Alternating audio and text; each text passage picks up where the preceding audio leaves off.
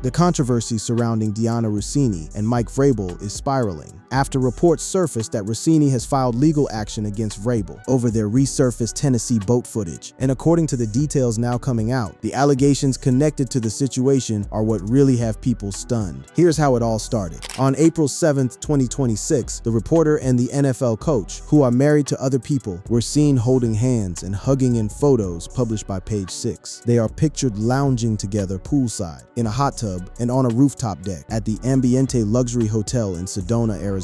These were not paparazzi shots from a red carpet or a public event. These were private moments captured at an adults-only resort, and they were about to detonate 2 careers, 2 families, and years of carefully maintained secrecy. The woman in those photos was Dianna Russini. Russini, 43, is a former NFL reporter and podcaster for the sports website The Athletic, which is owned by the New York Times. She joined The Athletic in 2023 after previously working for ESPN for 8 years. As an NFL analyst and reporter, the man next to her was Mike Vrabel. Vrabel, a member of the Patriots Hall of Fame, won 3 Super Bowls as a linebacker for the team and was hired as its head coach last season. Vrabel led the Patriots to the Super Bowl in his first year, a season after the team struggled to a 4-13 record. 2 people at the very top of their respective fields, both married, both with children, and now both photographed in a way that left zero room for interpretation. When the photos dropped, the initial response from both sides was denial. Vrabel said in his statement to Page 6, "These photos show a completely innocent interaction, and any suggestion otherwise is laughable." Russini also issued a statement saying, "The photos don't represent the group of 6 people who were hanging out during the day. Like most journalists in the NFL, reporters interact with sources, away from stadiums and other venues." Athletic executive editor Steven Ginsberg said in a statement, "These photos are misleading and lack essential context. These were public interactions in front of many people. Dianna is a premier journalist covering the NFL, and we're proud to have her at The Athletic." 3 statements, 3 denials, all of them would age terribly within a matter of days. But before anyone could even process the initial photos, the story went from a gossip column item to an all-consuming media firestorm.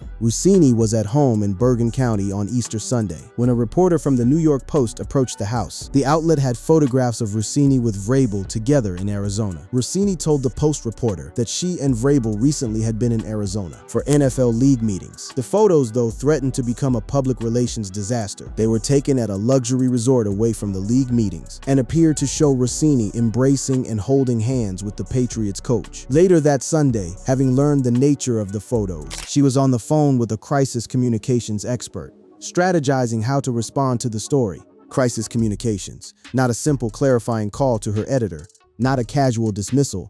A crisis communications expert, that is the language of someone who knows the magnitude of what is about to unfold, and what unfolded next would stretch across 6 years of hidden history.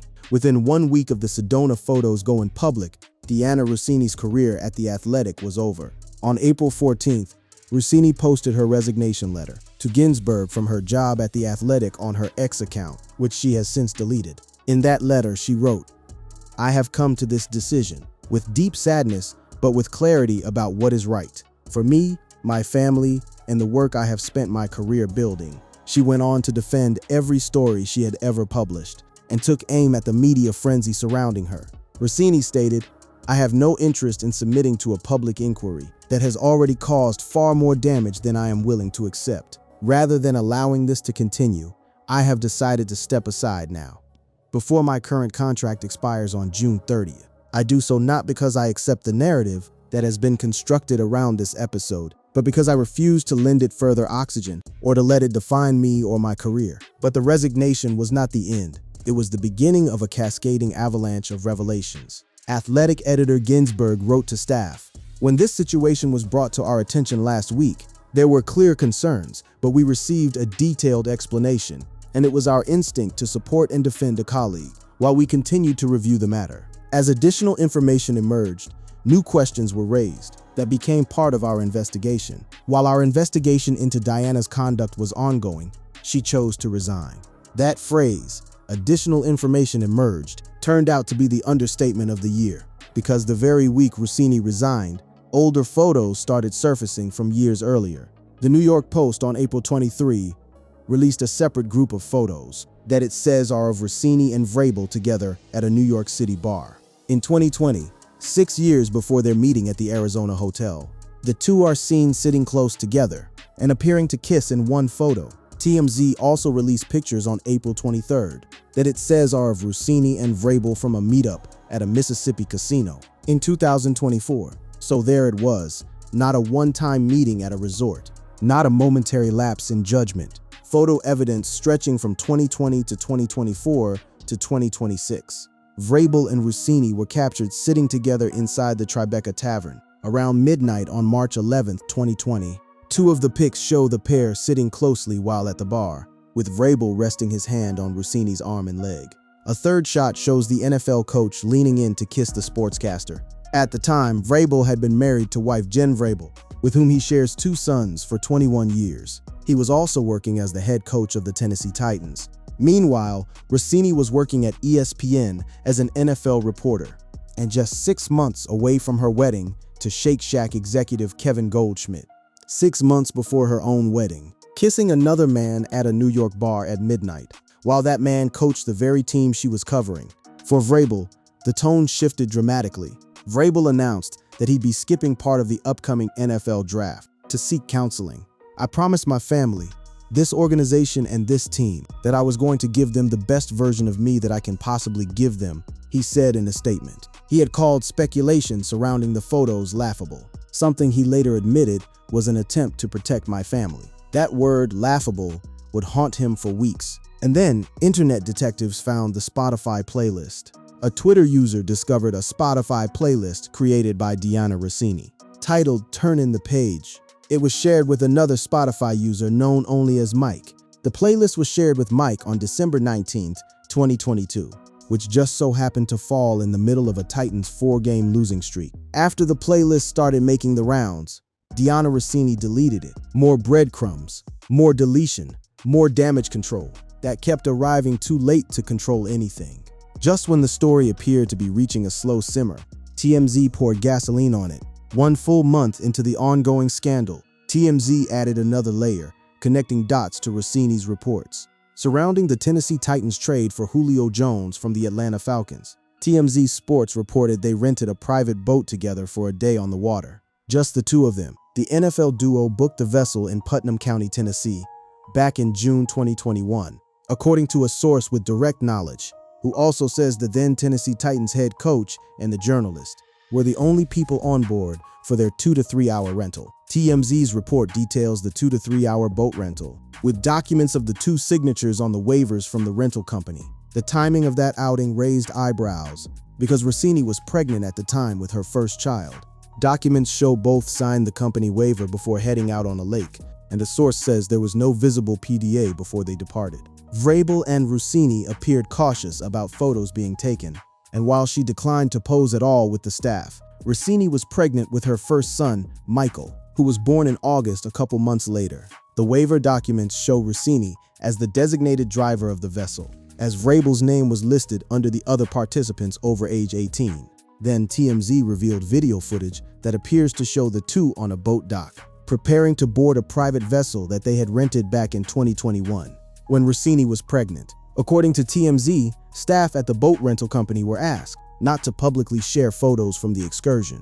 But here's where this story transformed from a personal scandal into a potential football scandal. Wide receiver Julio Jones was traded to the Titans from the Atlanta Falcons on June 6, 2021 for a 2022 second-round draft pick and a 2023 fourth-round pick.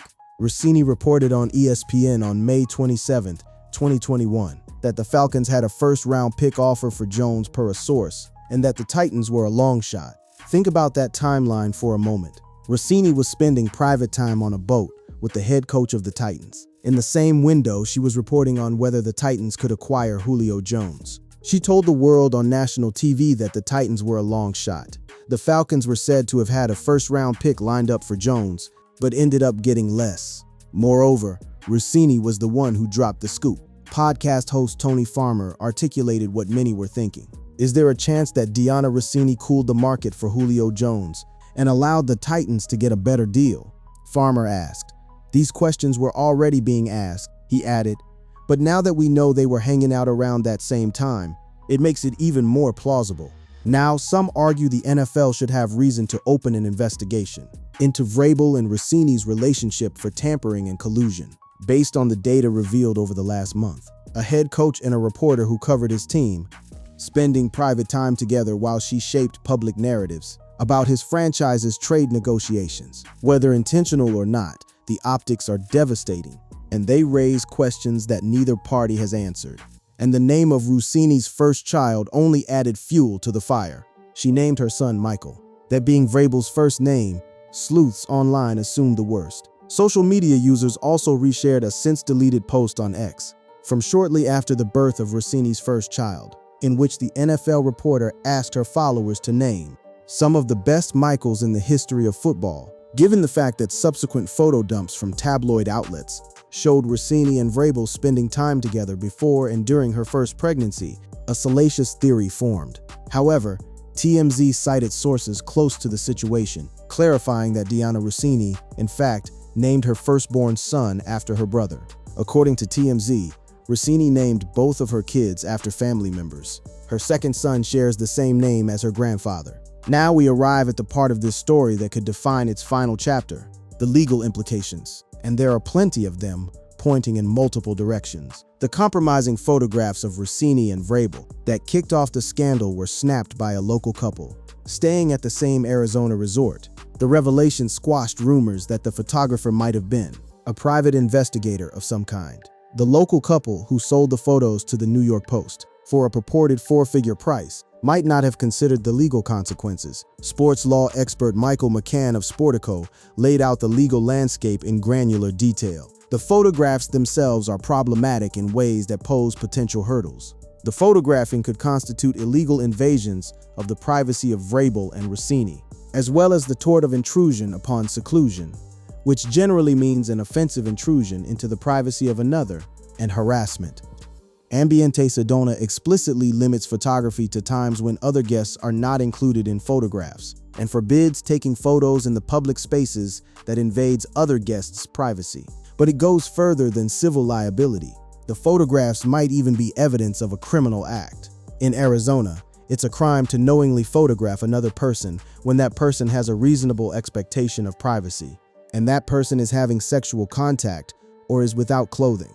In several of the published photos, Vrabel and Russini are in a hot tub or with their fingers interlaced. Even if those circumstances fall short of what's needed to show a criminal act, the photographs could still give rise to civil claims. McCann argued that Russini or Vrabel could sue the photographers or the resort, even if it is unlikely, given that both seem to want this story to go away, and that doing so would only draw more attention. The resort itself is not immune from scrutiny either.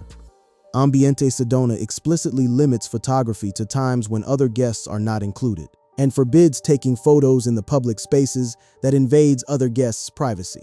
Guests paid premium prices. Rooms at the resort usually go for between $1,800 and $2,300 a night. That expectation was shattered. The damage done to Russini's career, which included her resignation, is a strong motivator, and it would not be surprising if legal action was eventually pursued. For now, the couple is presumably doing everything they can to stay anonymous. If their identities become public, the chances of them facing real legal penalties, whether in court or through a settlement, increase significantly, and the workplace violations cannot be overlooked. Russini covered Vrabel's Tennessee Titans for ESPN during a 5-year overlap from 2018 to 2023.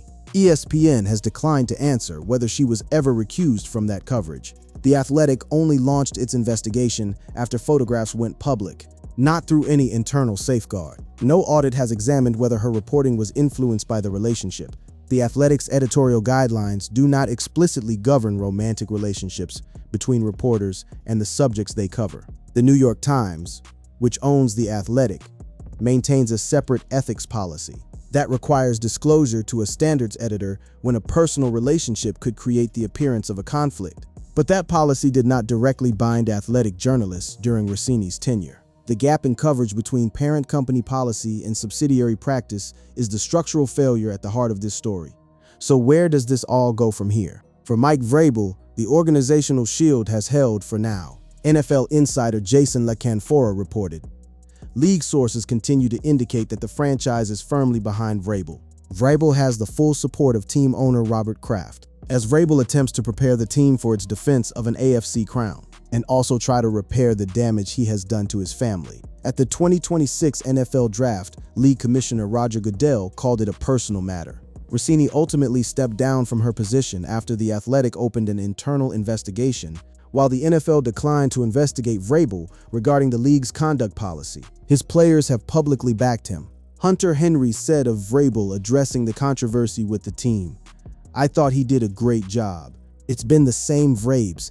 He's bringing a lot of energy in the room." Former teammates rallied around him as well. Rodney Harrison told Mass Live, "The one saving grace, no matter what goes on in your life, has always been an NFL locker room. Those players are going through some of the same things Mike Vrabel is going through with some of the temptations, some of the things that's out there, things they struggle with. So they have a great deal of empathy, so I think they'll understand and they'll forgive Mike. I think it'll bring the locker room even closer together, but the threat of disruption has not passed. The most important question is whether Vrabel will be able to continue to coach the Patriots." He missed the third day of the 2026 NFL Draft to attend counseling. Every additional piece of evidence that confirms the existence and duration of the relationship could be the thing that forces Vrabel to step aside for the 2026 season or perhaps longer. Pro Football Talk founder Mike Florio noted, "This is the product of horrible PR management. They will be studied in universities for decades to come for what not to do when faced with a PR crisis." For Russini, the professional fallout has been severe. Vrabel kept his job, his team's loyalty, and his organizational backing. Russini lost her position at The Athletic, took a direct hit to her professional reputation, and lost her platform. One of the lingering conversations surrounding the scandal is the impact it may have on women journalists in the NFL space, and sports in general, and on their credibility in the eyes of others in the industry. Reports suggested that Russini's silence on the matter may not last much longer. Sources claim to the Daily Mail that the ex-Athletic NFL reporter is contemplating a major sit-down interview. To detail her side of their story, former two-time All-Pro LeVar Arrington perhaps summed up the staying power of this scandal best. "This is a fat hog of a story," Arrington said. "This is not Little Piggy. Fat hogs get slaughtered. This has so much meat to it, just because scandals carry that type of weight." He then compared it to another scandal that consumed an NFL figure. Arrington compared the lingering impact of the affair to Shannon Sharpe's recent sexual assault allegations. The former Denver Broncos tight end was dropped from the ESPN network after settling a legal case in which he was accused of rape. Sharpe initially denied the allegations, and a settlement was ultimately reached between both parties following a lengthy legal bout. But the conflict lingered over Sharpe's reputation. So, did Dianna Russini file a lawsuit against Mike Vrabel? As of right now, no such lawsuit has been publicly filed between Russini and Vrabel themselves. But here is what is real and documented. Legal experts have confirmed that the photos could constitute illegal invasions of Russini and Vrabel's privacy and fall under the tort of intrusion upon seclusion. Ambiente Sedona explicitly limits photography and forbids taking photos in the public spaces that invades other guests' privacy. The couple who photographed them could face both civil and criminal liability under Arizona law, and given that the photos sparked a series of events that led to her resignation and irreparable damage to her professional reputation, it's not out of the realm of possibility that Russini might want to exact some form of payback. Whether that payback comes in the form of a lawsuit against the couple who sold the photos, the resort that failed to protect its guests, or even against the publications that amplified the scandal. Those are open questions that remain very much alive. What is certain is this: the legal, professional, and personal wreckage from this scandal is far from settled. It's not going away, and multiple outlets will continue to look for more. What else is out there? Given that much of the evidence published to date shows little effort to be discreet or secretive. 2 marriages, 2 careers, children on both sides, and a trail of photos, waivers, playlists, and denials that stretches back 6 years. The Dianna Russini and Mike Vrabel saga is not a story with a final buzzer. It is a story that is still being written, and the legal chapter may turn out to be the most consequential one of all.